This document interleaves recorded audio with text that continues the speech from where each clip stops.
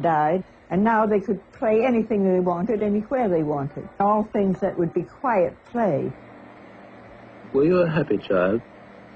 Well, I think I was happy up to the age of about 9, very carefree, and I believed in magic, which influenced me a good bit. And then at 9, I was rather disillusioned. I stopped believing in elves and Santa Claus and all these little beneficent powers and became more realistic and depressed, I think. And then gradually became more adjusted about the age of 16 or 17.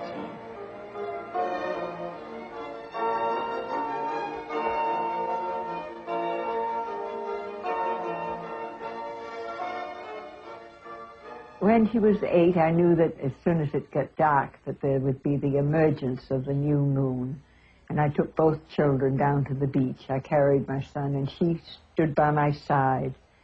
And she more or less drew away, stood apart, and gazed at the moon.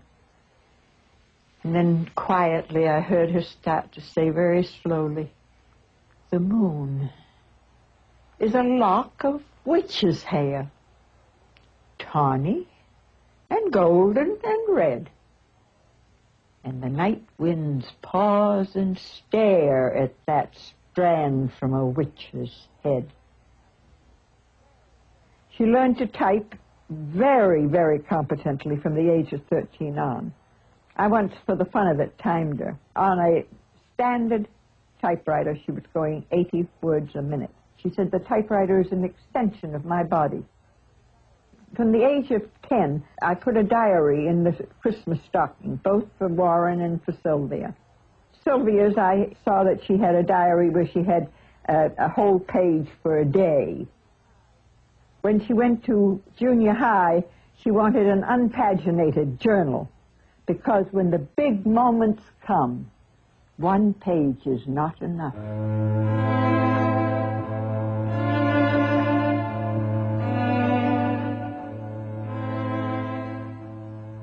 Ocean 1212W.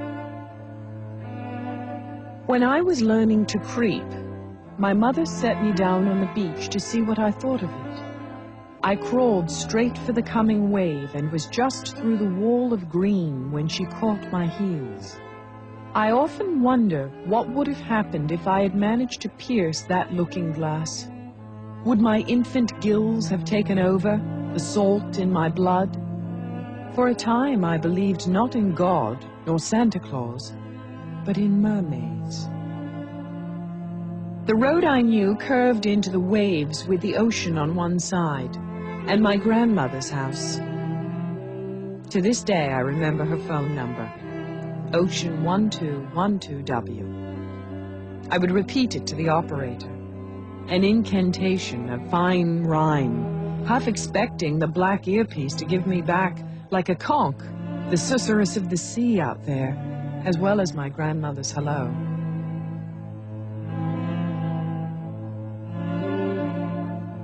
My final memory of the sea is of violence. A still, unhealthily yellow day in 1939. The sea molten, steely slick, heaving at its leash like a broody animal.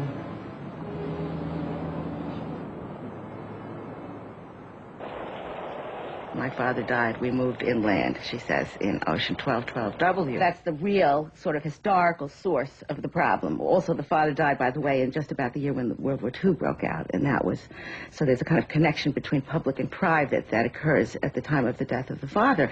But then I think it's very important to see the ways in which, throughout her career, she mythologizes the figure of the father. The father metamorphoses into a kind of figure with tremendous mythological resonance. All by yourself, O Father, you are pithy and historical as the Roman Forum. The father is a vehicle for her through which she can also think about history and think about the world. Plath wrote a poem called The Disquieting Muses, which appears in the Colossus. It's a comparatively early poem, and I think it's a very interesting poem about the ways in which she's torn between being a decorous, good girl who would please her mother and being a person who was committed to the sort of disquieting forces represented by the muse figures in de Chirico's painting, The Disquieting Muses. The mother figure, though she's based on the real-life mother, is really a kind of metaphor for terrifying female power. I think it's a remarkable poem, but I was hurt by it because she manipulated the reality of the story I told about my own delight in ballet dancing and in music at the end. The first is based pretty factually, but as a poem, I think it's excellent. The Disquieting Muses. Mother, mother, what ill-bred aunt, or what disfigured and unsightly cousin did you so unwisely keep unasked to my christening, that she sent these ladies in her stead, with heads like darning eggs, to nod and nod and nod at foot and head, and at the left side of my crib? Mother, who made to order stories of Mixie Blackshort, the heroic bear. Mother, whose witches always, always got baked into gingerbread. I wonder whether you saw them, whether you said words to rid me of those three ladies nodding by night around my bed, mouthless, eyeless, with stitched bald head. Day now, night now, at head, side, feet, they stand their vigil in gowns of stone, faces blank as the day I was born, their shadows long in the setting sun that never brightens or goes down. And this is the kingdom you bore me to, mother, mother. But no frown of mine will betray the company I keep. In the early poems in the Colossus, you can see that she's really trying to work within very strict forms. She's counting syllables. She's read Marion Moore. She's, as I said, she's read Thomas. She's writing villanelles and sonnets. I mean, reams of them. Very often in the Colossus, the forms seem inert, almost as if they were like the kind of black shoe that the poet inhabits as a poor white foot in Daddy later on. She seems to be confined or constrained by them, but nevertheless, obviously, all of that work with strict forms made possible the later kind of explosion of language that you get in Ariel. Her early poetry goes through a number of sort of imitative phases. She's influenced by W.H. Auden. She was always passionate about Yeats, certainly from the time she was at Smith. When I was at college, I was stunned and astounded by the moderns, by Dylan Thomas, by Yeats, by Auden even. At one point, I was absolutely wild for Auden. Everything I wrote was desperately Audenesque. Sylvia Plath went to Smith in 1950. I think that the impact of Smith was enormous. She was a ferociously ambitious and gifted student. She did a tremendous amount of reading. I think we have to remember that she was a highly sophisticated sort of graduate student in the end, and a literary critic, and that Smith was very important in fostering that part of her. But again, even throughout the Smith years, there's the kind of tension that I was talking about in the Disquieting Muses. That is a tension between her commitment to academic, intellectual activity on the one hand, and on the other hand, her desire to be a sort of popular, red-blooded, all-American girl.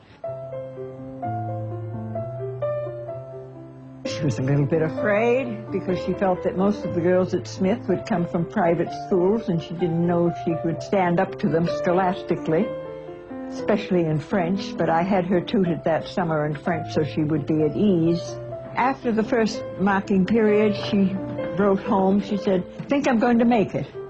She loved going to a girls' school because there was no competition with boys, and she always had felt with a boy that she should pull back and not exert all that she had. The transition academically was a very easy one for her because she had been an omnivorous reader, and we had, of course, talked about many of the materials that she came across in college. But I think the freedom that she experienced there, and perhaps was difficult for her, I think she, in a sense, felt a liberation that she did not feel while I had her